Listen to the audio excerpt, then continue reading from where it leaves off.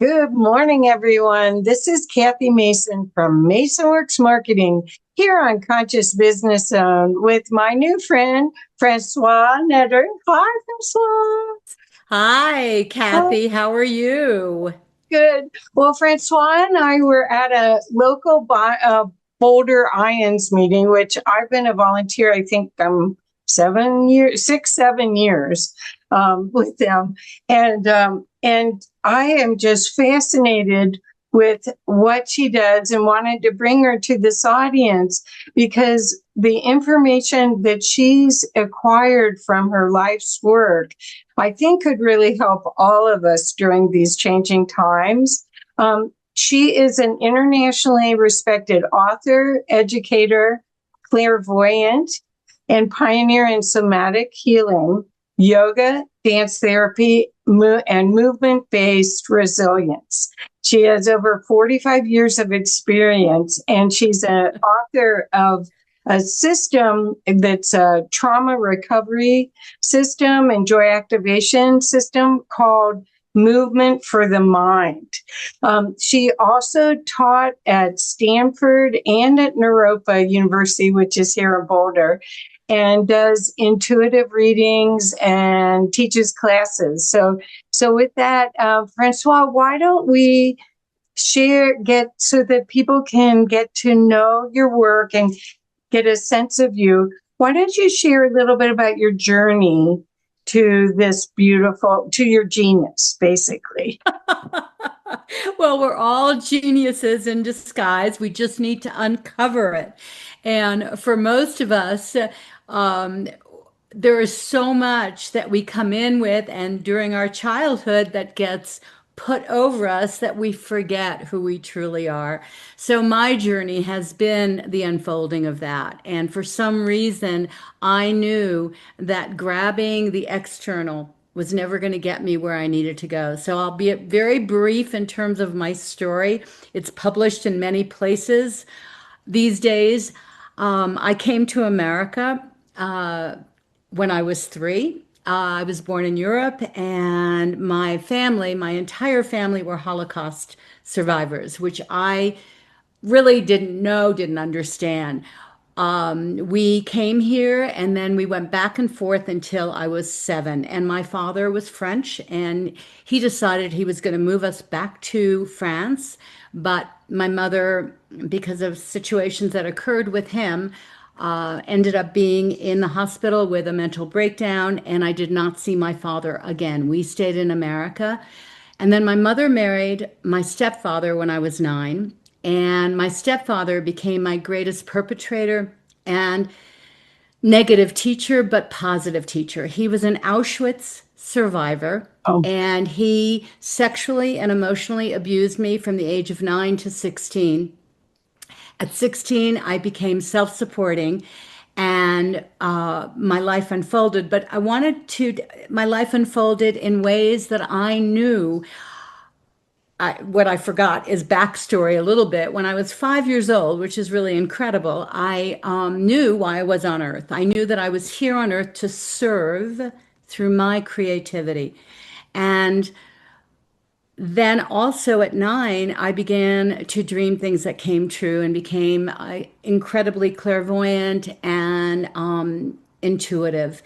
And my life was really unfolding that. So after the reason I tell the story about my stepfather and my very dysfunctional childhood, which I will not go into detail, is because it launched for me a very deep search on looking at what creates greatness from the most extraordinary trauma and travesty, and what creates a person becoming broken, like my stepfather, who becomes just like their perpetrators.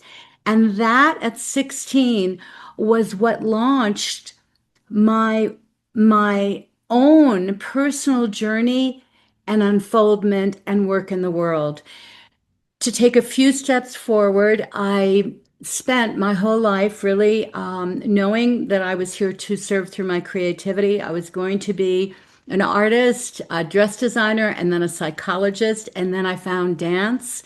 and I became a dancer and a dance therapist, and I pioneered my work with movement that I called Movement for the Mind. And I worked in universities, I worked with MFCCs, I worked with psychiatrists, and I have a master's degree, and then I went into very deep inner work, lived did very deep work with yoga and meditation, became a meditation and yoga teacher, and then went into the deepest recovery for my own abuse. And that was an inside job. And from that, I was able to work with thousands of post traumatic stress survivors, including sexual survivors, both men and women. And that really has been the unfolding of my path. You just hear my cat playing with a toy. We have to bring joy into it. So Yeah. my work has really been about and through my own process of really healing my wounds. And it's not a one-time thing, it's an unfoldment, but I truly believe it's the only show in town because that's how we're going to be there for each other. If we just live from our wounds, we continue to not just wound ourselves, but everyone around us. And so I do have a great quote, but I will pause for a moment. Oh, that was fantastic. Okay, I've got lots of questions for you. What at one point were you able to speak about your past experiences? You just so eloquently explained it without crying, and without projecting it anywhere. How did you learn how to do that? You know, it was really interesting because my mother, when she finally believed me and threw my stepfather out, and I was blamed for that, at 16, I went to see my first psychiatrist, but they had no knowledge of the impact that sexual abuse, and it's always with emotional abuse, has on a survivor. And so I did a lot and lot of therapy, but that therapy was talk therapy, which and through these decades, I have learned about brain waves and most abuse, most of our wounds are stored in our bodies, one, but two, the way to recover them is through the alpha brainwave state, not the beta brainwave state. The beta brainwave state is the wave that we begin to have at about the age of 10 or 12. And it is much more our left brains. Is that correct? Yes. So that is the intellectual side. So I did a lot of therapy. I know that working with my meditation and yoga, but it was really later on that I had a memory come up that had been repressed. And the one thing I always thought is I didn't have any repressed memories. And I was doing trades with this very beautiful therapist who also did body work. And I began to work with him. And for 2 years, I cried every day. And I did the deepest rotor-rooter work. And that's what allowed me all of it. So as I said, that's why the healing path and our lifetime is a certain amount of years, right?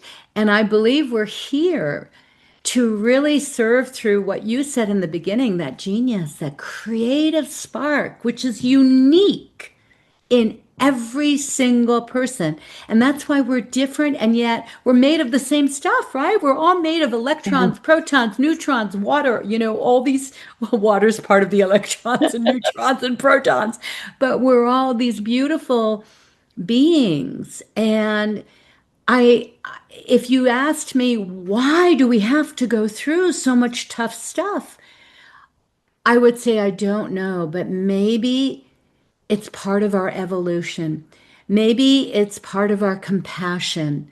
Maybe it accelerates our understanding that we're so much more than what we see, hear, touch, and feel.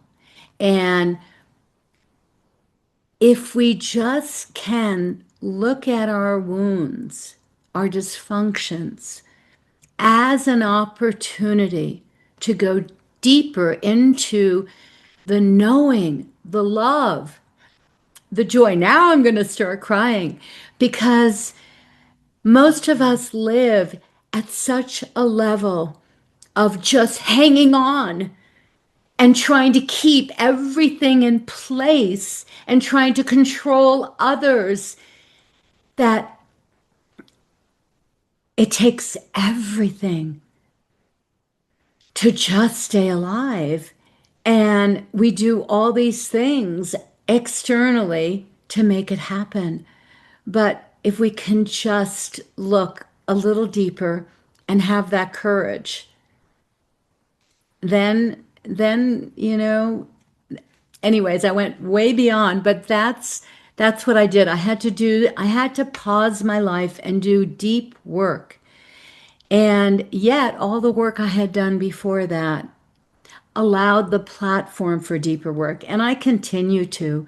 It's not a one-time process, but there are really goodies along the way. Yes. Well, the liberation of the stuck energy is paramount, I think, right now. And so many people, it depends on what processes you use, but sometimes it feels like a cold, where ascension symptoms. Sometimes it feels like, oh no, it's back again. I thought I cleared that. Yes. The layer of an onion philosophy. But if we remember True. that we're creating so much of this reality and that only 1% of it is really physical and the rest is all frequency, then we have a chance of fine tuning ourselves. And I really think I want to go back to your clairvoyant, your spiritual work and your clairvoyance, because I think that'll help explain how you can help people faster than other people can, because you started seeing spiritual visions around age 5. At 5, I was message and I was an empath. I picked up everything. I remember I came home I'll never forget this. I came home from kindergarten. My mother and my birth father were there, and they got a phone call from my kindergarten teacher. And the kindergarten teacher said, something is wrong with Françoise because she cries when I yell at other kids.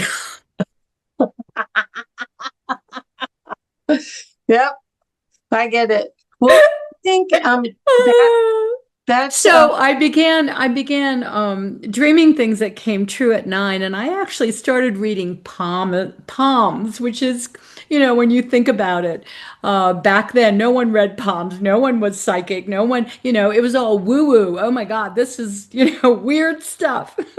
I well, started doing yoga at 16. I mean, that's I became a so cool. vegetarian at 16. I'm no longer one because I have a different belief that we must be compassionate towards everything, plants, animals, everyone. Yeah, yeah. Okay, well, the reason why I brought this up is I also am psychic and intuitive and see people's timelines, and and I I think they when you're in a traumatic environment, you learn these skills to expand your awareness into the next room, or so that you'll be safe. Your expanded view is quite a bit bigger. Do you agree with that? I think that is true, and it explains why sometimes empaths are so hypersensitive. And one of the very important things that I learned and then now I teach is to have boundaries, because we are in physical bodies. And when there is trauma, especially when you're young, but I find that even with war veterans, because I was hired by the Veterans Hospital in Menlo Park to work with all their war veterans who had PTSD, is that we need to heal the body Yes, that makes total sense. and have those boundaries, because what happens, and what I was saying, especially when there's trauma as a child, you tend to dissociate. And we know in psychological terms, it used to be called, now it's called dissociative personality, but it used to be called multiple personalities. And what I found in my research and in working with others, that many of those individuals were severely abused in the nonverbal when they were nonverbal. So they had to become dissociative. Oh, wow. Oh, wow. Yeah. Well, I think whether people have had major physical traumas Trauma. or emotional traumas, almost everyone's releasing, has the opportunity to release their childhood imprints that don't Mm. serve them right now. The veil is very thin in my world. I don't think there is a veil anymore, and we're evolving to a new species of human that can hold more light. And we have to release what's in these cells so that we can, I believe, um, it's not, it's neutralize them, I guess, so that there's room for more of the light. Um, how do you see what you do, which is movement and activating, releasing trauma and activating joy through the movement for the mind? How do you see that in relationship to the new human, this new human we're becoming? So, well, you mentioned IN, so I imagine that your viewership knows what INS is, International Association of Near-Death Studies. So I'm going to bring in two things. So I do remember when I was there and I gave a talk, and I will be there again in 25 doing healings and doing yoga. And I remember a woman talked about, I won't go into it long, she had died for 90 minutes. She had the most beautiful skin of anyone I'd ever seen. And she said that in those 90 minutes, even though they said she died less, it felt, no, she died 90 minutes, and she said it felt like 7 days. She was taught that what happens is that we, as souls, whether you believe in the soul or not, go from lifetime to lifetime with certain wounds. And if those wounds are not healed as one body, different face, different place, we bring it into the next. And it's not woo woo anymore, because we know now in neuroscience, and I'll get to my work in a minute, that what you're talking about is the only truth. We now know that the reason we feel dense is because of the vibration of our molecules. Okay, we know that now. We know everything is energetic and vibrational. It's still, slowly seeping into the mainstream. The yogis have known this for more than 5,000 years. The ancient Egyptians knew this. So let me go back. Now I'm going to give you my quote, and I'm going to talk about my work. Naomi Judd, I'm going to para quote her, has said that if we do not heal our wounds and trauma, we are destined to repeat them and pass them on. So my work with movement is about allowing people to feel what they have repressed, not reactivate their wound, but to allow feelings from the alpha brainwave state to be expressed. And from that place, I have 4 prongs to heal it, 5 prongs that I identify as trauma. There are 5 types of trauma, and 4 prongs to healing. The first is to identify that I'm crying all the time. I'm in loss. I'm angry all the time. Something's not going right. So the first thing is to identify. The second thing then is to find a safe place, which is what I provide, to express it. I do it through music and movement and a guidance. It's not re-traumatizing. It's allowing like all those things hidden under the rug, all that dirt, to have some way of letting go. It's usually in the inner child, or it's reactivated as an adult with other traumas. And then we work on transforming that. The transformation is so important because the trauma is not who we are. The trauma creates beliefs that are formed through the mind and the emotions, and they become our reality because it becomes the lens of how we look out. So if we were hurt as a child and we couldn't fight back, we will probably spend the rest of our life fighting everybody or in certain circumstances. So it's reframing that, it's transforming that. And through that process, then really unfolding who you truly are, that genius, that spark. Everyone has it. And I do it because in movement, what I've known is it invokes the type of movement I do, which anybody can do in a body, even in a wheelchair. I've been working with someone who has very limited range of movement. I work with the energy system. So I bring in all of the work and the knowledge that I have in a session.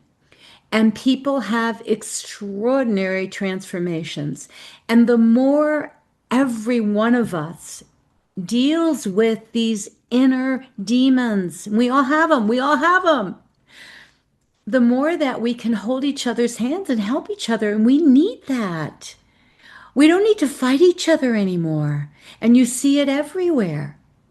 And what I've always said is a happy person cannot hurt another person.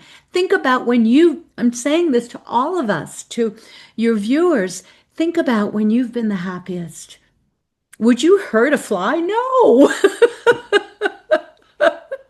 You might go, oh, hi, fly. I'll let you out.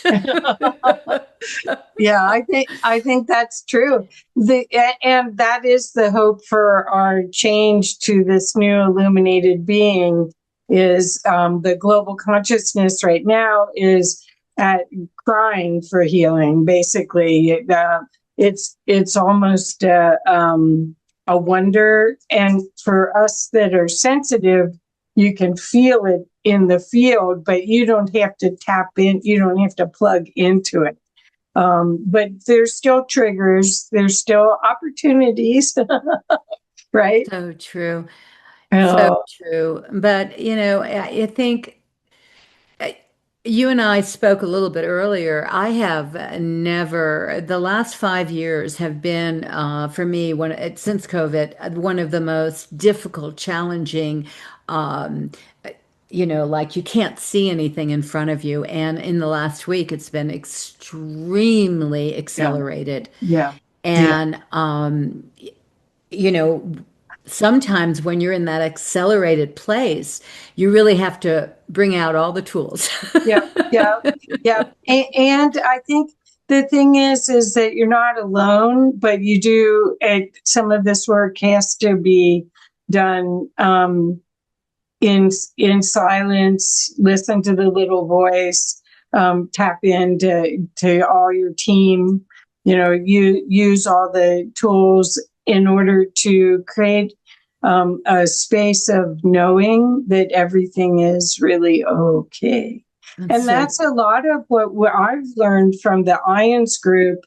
My experience as a volunteer and running some of the of parts of the event in the past has been that the articulation of the metaphysical experiences that people have had and their willingness to stay as close as they can to that same space of love that they emerged from, and their lack of a fear of death, those three things, is such a blessing. And as you said, it's becoming mainstream now. I mean, there's some people that never spoke of any of their work, any of their experience. They couldn't even integrate it for 20 years. So, and I understand that. Boy, some of the stuff I've done, I wake up every morning remembering it, going, okay, just remember that that's the reality, not your problems. Yeah, and I think what you just this is the really important thing. I think the reason so many people avoid inner work and deep inner work, it's not just you don't just sitting for 15 minutes and closing your eyes and meditating and breathing is good. I mean, it's great because at least it brings you a little bit of peace, a little bit. And so many people say, well, I can't meditate. I can't do that.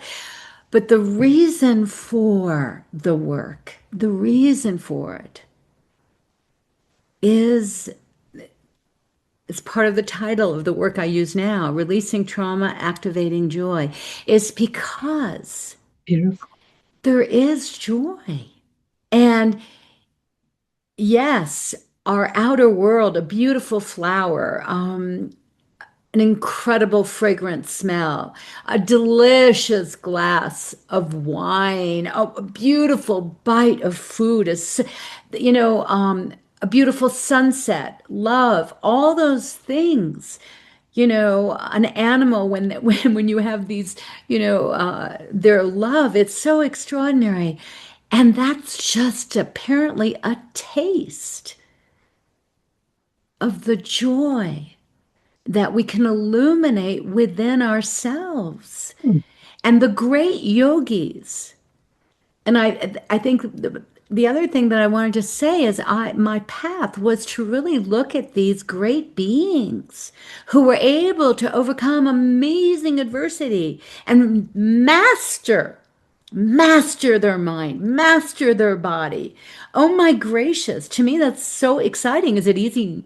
No, but the amazing thing is they know that there is a joy and a bliss that can come, and they knew 5, 6,000 years ago, they knew that all the things we grab outside for joy. And I live in the world. I work out 2 hours a day. I drink my wine, a little wine every night. I'm French. I know you're Italian. Ciao bella. But it's we start to think that all these things outwardly will make us happy if we have enough power over others, if we can just vindicate, when someone hurts us, if we can just do something to them, but it never works. And Well, so the yogis knew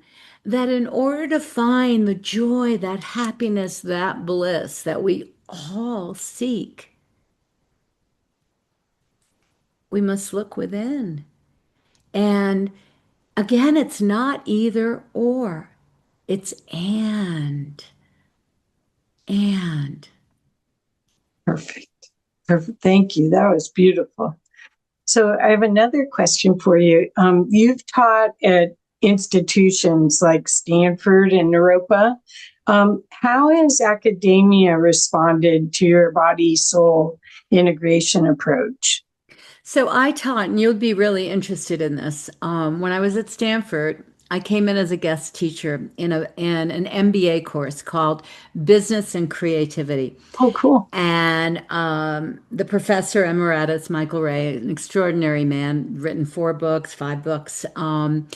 He was a meditator on my path, and he loved my work. And he believed that business and creativity were incredibly linked. And the more creative and alive someone could be, the more that they could become successful in their life. So I would go in and do movement, and I did it in major corporations, Fortune 500 companies with his course. And and at Naropa, I was a guest teacher as well, and I taught in the dance therapy. They had a dance therapy program, so I taught my form of movement. And when I went into, yeah, I've taught in so many universities, and I've even taught educators K through 12. I have 3 graduate credit programs for salary enhancement and also renewing their license. And I've taught kinesthetic learning and how to bring that into the classroom, especially with special needs, because so many of our kiddos today on the spectrum are nonverbal. So, but they're incredibly intuitive. So their work with movement is so important. I think that's fabulous. Thank you for explaining that. As a business person, I owned my own business, and then I lost it in a divorce, and then went the path to raising enough money so I could start this company again. And on my path, I ended up at Arthur Andersen with 80 employees underneath me, and right under a partner. And being psychic and intuitive and empath sensitive, that was one of the most difficult things I've ever done. Because if you really are a servant leader, you want to bring out the best in each one of those 80 people.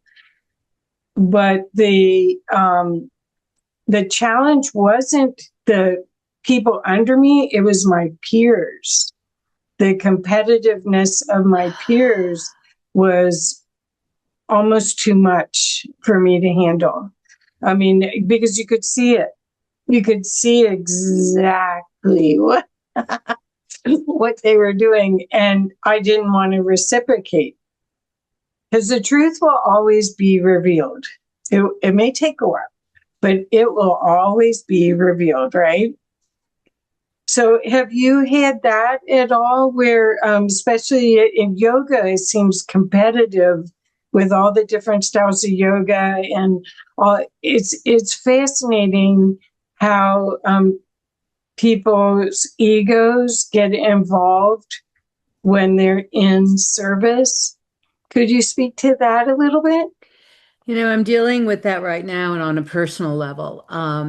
And my work with yoga was so pioneered. Everything that I've done, I sort of did as a bushwhack. I know in Colorado we use that term. I'd never heard it before, but I pioneered all my fields. I was always doing it in a new way, in a different way. I had no models for anything I did.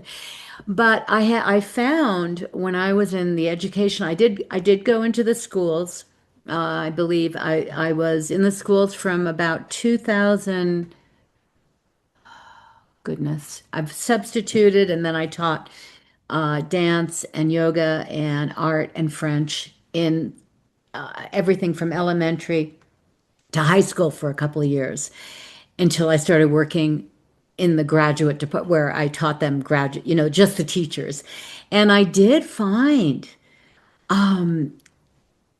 some of the teachers were like, it was like being back in kindergarten where people were petty and competitive.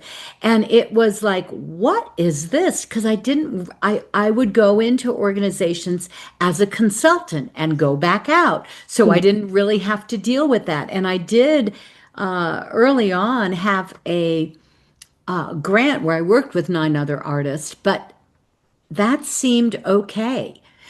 But it's really extraordinary that now there isn't the sense of camaraderie, but rather competitiveness.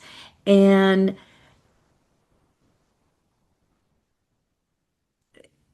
That's got to change.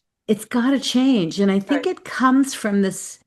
belief system, which I certainly had because I've been self-supporting in a very non-traditional way, making money my whole life, that there's not enough, that we're in lack. And if we don't fight to the top, we're not going to get there. And if we, it's this pretense that I'm going to be, I'm going to be your friend, but you get in my way and you're in trouble. And we've got to stop that. I think it's sort of it's like the pandemic. It's become a bit of an epidemic, yes? Yes. And we need to realize that we're all sharing the same space. And if we share it, we survive much better. In fact, we could even thrive. Right. Well, again, if we all stood in lines to get these bodies to be here right now during this huge time of change, then there's a gift in each one of us that's going to help the whole convergence.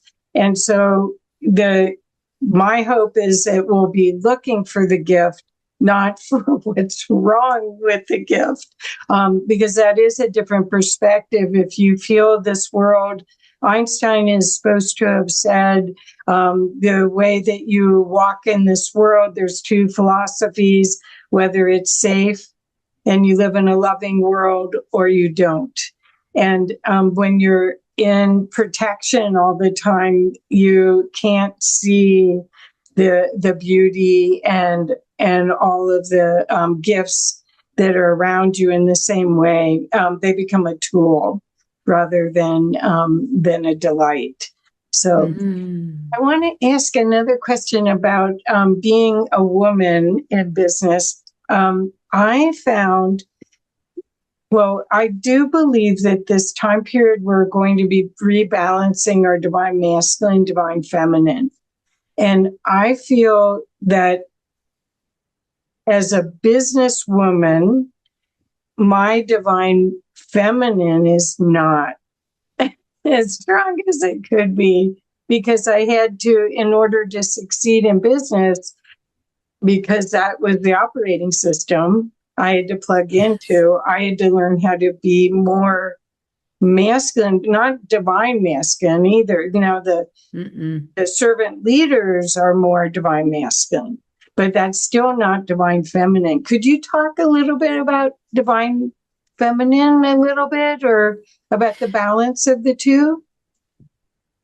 So I believe the divine feminine. It's not usually the words that I use because I've been in the corporate environment, so I've been very careful to use words, and the educational environment, to use words that could be understood and were not woo-woo, because I've never been woo-woo. And as you and I discussed early, that in our time period, these things weren't talked about. Yoga was still something that we thought a man in a white turban on a bed of nails did. And so now it's all mainstream, but it's also very watered down. So to me, to go back to your question, the divine feminine to me is that understanding way before patriarchy. When I was going to Berkeley, I had my undergraduate at Berkeley and my master's at Mills College in Oakland, both in California. And I remember I took a course called The Sociology of Women. It was an amazing course. And in it, I remember reading a book that changed my life, and it was called Copper Woman. And it was the story of an indigenous tribe where it was ruled by the matriarchy. Wow. By women. And to me, that's what the divine feminine, it's very pragmatic. It was a society where everyone, like in many indigenous tribes, partook in creativity, in tasks. It was not a dictatorship. It was a unified field. And I remember last night, for some reason, I don't know, this generation probably never heard of it, but there used to be I believe it was a film, The Three Musketeers. Do you remember? Yes. And the motto was one for all and all for one. One for all and all for one. And that, what's really interesting is that in this book, Copper Women, about this island, this indigenous tribe, that was really the philosophy. It was to nurture everything, and everyone had a role. Beautiful. So to me, it also came from, the words we're putting out now: kindness, compassion. And so those of you who might contact me, you need to know I am very grounded in this world and bring people to the best part of themselves. So it's interesting, the other night, in the middle of the worst week that I've had, with lots and lots of challenges, in the way that you just talked about, competitive, vindictive beings around me, I went to see Mission Impossible, the last film. And it was incredible. The last words were all about kindness, Good. compassion, community. And to me, that is the divine feminine and the divine masculine. But I believe it's those attributes, those qualities that we need to bring forward in our lives, personally, globally. Perfect. Perfect. Yes. And the being a constant learner and looking at life as an adventure is part of the way you can do that, because every person that's in your experience in the community that you create, or part of, like IONS or other communities like your university environment, every single person, I believe, is in your field for a reason. So you get a chance to be curious and enjoy the expansiveness of seeing life through someone else's eyes, and without responsibility, just as an observer, right? Yeah. So I got another question for you about, because we're in a complex world right now where stress and disconnection are rising. What's one simple daily movement or mindset shift that you can recommend for recentering into joy? That's great. So I invite anybody to come to get my MP3, Movement for the Mind, where they can actually put it on and do it every day. And what that is I would say to spend a few moments. If you have a meditation practice, do that. There's so many techniques out there because we're all different. Some of us use mantras, some of use, gazing at candles, others use music, others use guided meditation. I have an MP3 and a CD with guided meditation, which is really good for training the mind. But I would say just take a few moments and take time to feel the breath. And I teach a complete breath. But even if you just take a few moments to close your eyes and breathe deeply from the very base of your sacrum all the way up to your throat or to the top of your head and then back down, and just be aware that there is more inside of you during these moments, that you can turn off your phone, you can turn off your computer, you can just be in that deep place, and do this every day and make it longer.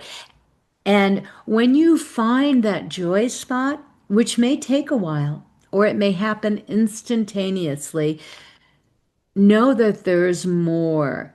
And so you keep wanting more, and watch for the beautiful synchronicities that happen in the world. Spend some time where you just watch your mind and notice if it's whirling and what thoughts are there. And then gently, compassionately bring them back in. Perfect. Thank you so much. I think that's you don't have to have special clothing. You don't have to have No. special equipment. You can do that kind of recentering at any time, at any place. But you have to choose it, right? Yes. Yeah. Okay, I have another question for you. Since you have all these superpowers of, well, that's what I think they are. You've been doing clairvoyant and numerology readings and all sorts of work. How does that fit in with your movement for the mind? Oh, it's such a great question. I remember when I was, oh God, still in undergraduate school, people would say, "Oh, you do so many things, you're scattered in so many directions." And I've always been sort of multi using multi tools, my art, my dance, my intuitiveness.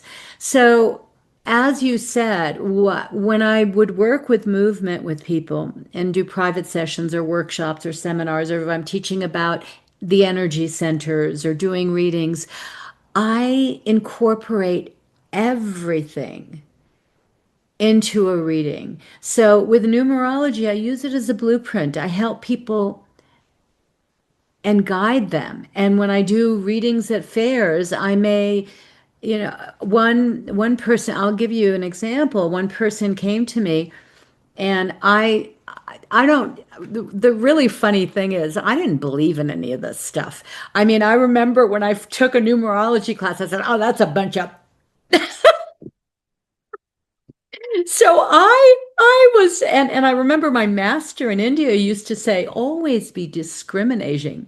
Do not believe anything I say. Experience it for yourself." So I come from this very pragmatic place. So I remember hearing Daniel Brinkley, who's a an NDE survivor, and Several times. he's a friend, and I haven't seen him in years, but used to do workshops on this in the same big expos. And, he used to say, I was the least person that anybody would get to have an NDE. He was a professional executor, Right. and There's a he big became this light worker. So I wasn't that, but I never believed in this stuff. So I was at a fair and this woman came to me and she said, "Can you tune into anybody who's died?" And I go, well, let's see. And all of a sudden I get this name and it was her ex-husband and we went on and on. And then she had a lot of trauma. So she came to me.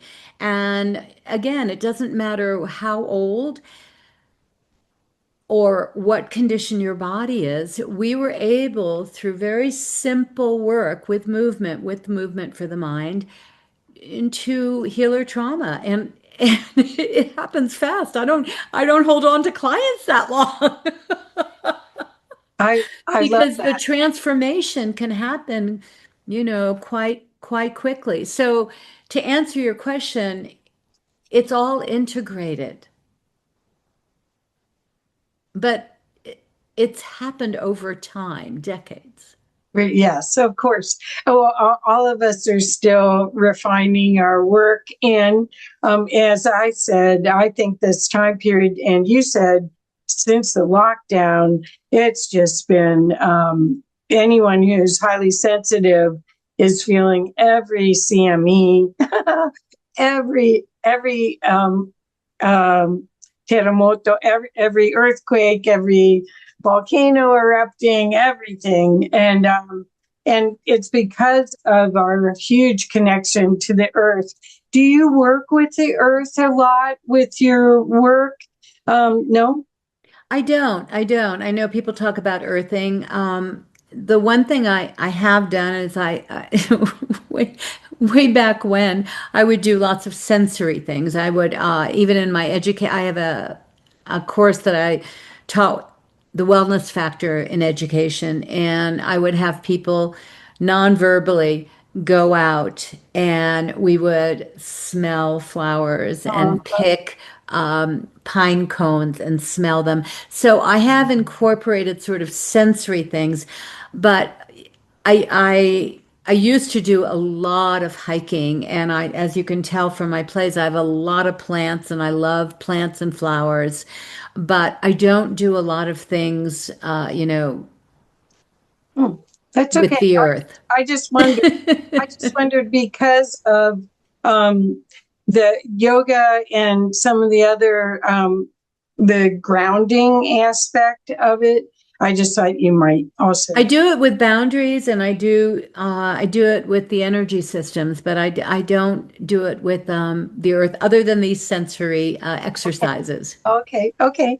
So I'd love to know what if there's anything you'd really like to leave this audience with right now, because as I Mm, said, we're in a stressful time, whether you're very. sensitive or not, just the constant what's happening now every morning kind of feeling that, oops, what we were hoping that we were going into the age of Aquarius, 1,000 years of peace, go through the Kali Yuga, but we're in it and somehow, or hopefully we're at the tail end of it.